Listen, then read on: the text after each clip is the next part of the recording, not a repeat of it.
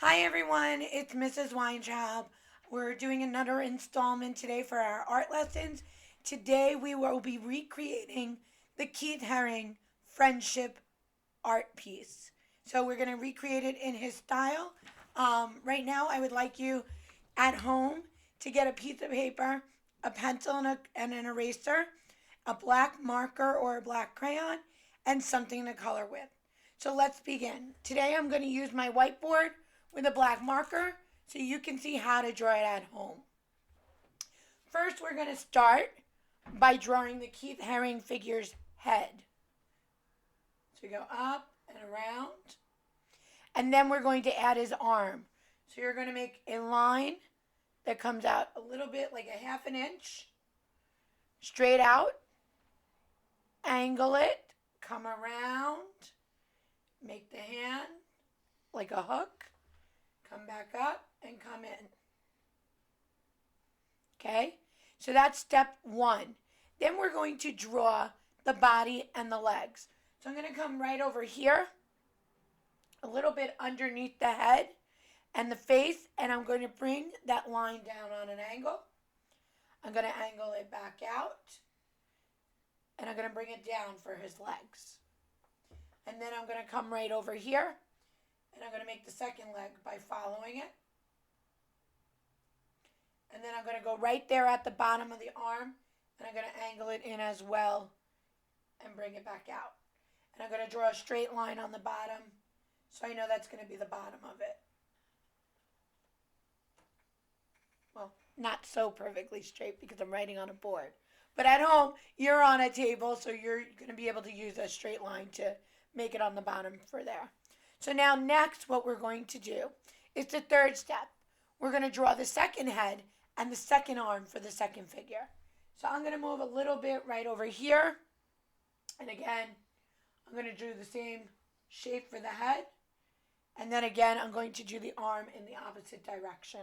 So a half an inch there, bring it down, and I'm going to bring it in, curve it around for the hand, and bring it back in. See that? So now we have so far almost two. Then the fourth step is I'm going to add the second body and the legs to the second person. So what I'm going to do is this. I'm going to come this way, right over here. And I'm going to bring it down on an angle, just like I did the opposite way. Out. And then I'm going to bring it all the way down. And then I'm going to come back over here. I'm going to bring it out and down. And I'm going to bring it here, out, and down. So they kind of look like they're bending a little. They're moving. The next part is the fifth part. I'm going to draw the other arms like they are hugging each other. So we got to put one arm this way and then the other arm over on that side. So here we go. I'm going to start up by going up from one head on the left side, and then I'm going to go down and make like kind of like a mountain. So I'm touching the other one. See that? And then I'm going to bring that arm straight around like a hook on this side. So that way it gives the illusion that the arm is going around the back of the person and holding it around him. Okay? And the same thing here. I'm going to start at the chest. I'm going to bring that up a little. And I'm going to make a pyramid again. And I'm going to come straight down to about there. Okay? Because on this one, we're going to do the next step is to pull his arm out. So what I'm going to do is I'm going to start where the end of the head ends on the second figure. And I'm going to make a diagonal line that's going to go right over there to the other body. See that? Now you might need a little bit of your eraser to come down a little further. Erase that little part. I'm going to use my finger because it's a expo marker. And then you are going to go slightly under that line and you're going to make a diagonal across. So it looks like it's holding him around his waist. Okay? Got that? I'm going to make this a little thicker over here so you can see it at home. Hope you can see that clear enough at home. So one is going with his hand over, the other one is with his hand around. So they're really best friends here. So now we could see the two figures And now we can go back if we need to make any adjustments to make it look proportional. So you use your eraser. That's why we always have an eraser. We're going to make this a little thinner over here as well. So I'm going to cuff that in a little more. See that?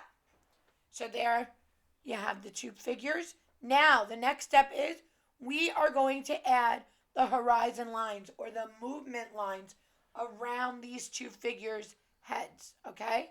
So you're going to go start right over here, right at the elbow, and you're going to make those horizon lines around the first head on the left side.